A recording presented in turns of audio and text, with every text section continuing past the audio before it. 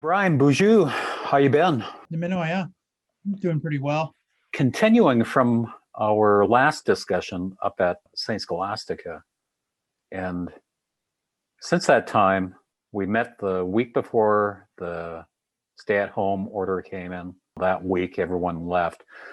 What did that mean for you and your classes that you were teaching then? That meant going full remote for the most part. And we spent, I think, a week after spring break even preparing for the whole lockdown and shutdown and everything.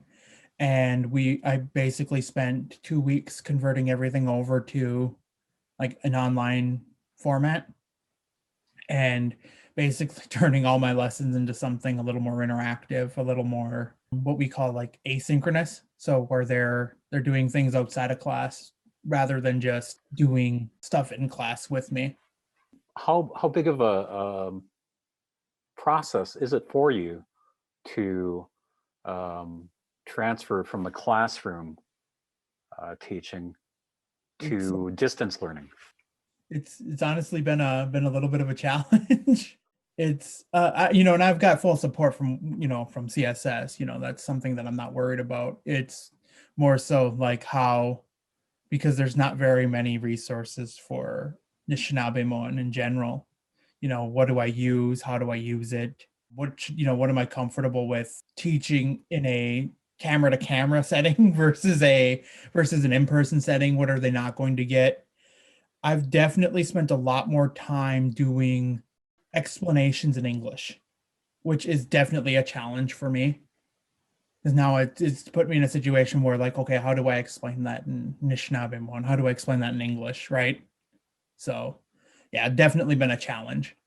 And then, like, to now, I have students who were like like we met on campus for a week before I had to go back into quarantine because I was 2 weeks out from my son being born.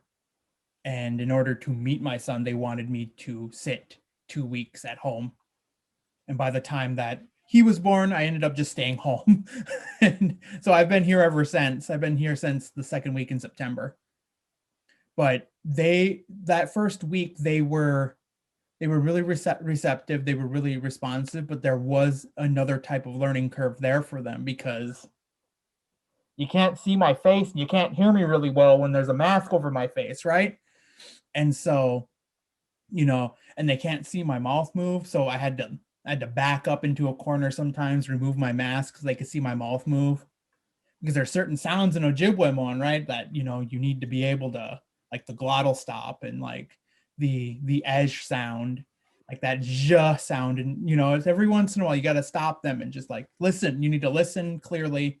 What comes next, I guess? I'm hoping to develop a few things on our learning environment online, and just start producing like little videos and snippets and stuff like that, and teaching my students how to like, hey, like make a 3-minute video talking about this, so they're not in class all the time. Because when you're explaining things for 15 minutes, they start to get a little bored with even if it's in Ojibwe and it's like, I have no idea what he's saying. I think I'm going to take a nap now. Be persistent. That's what I say for both students and teachers. Be persistent in what you're doing. If it's something that you're passionate about, it'll come to you. Things will start clicking. And be patient with the teachers. For the students, be patient with the teachers. They're trying to teach a different way that they're not used to. And for the teachers, be patient with how they're learning. They're not used to learning this way. Funding for this program is brought to you by the Arts and Cultural Heritage Fund and the citizens of Minnesota.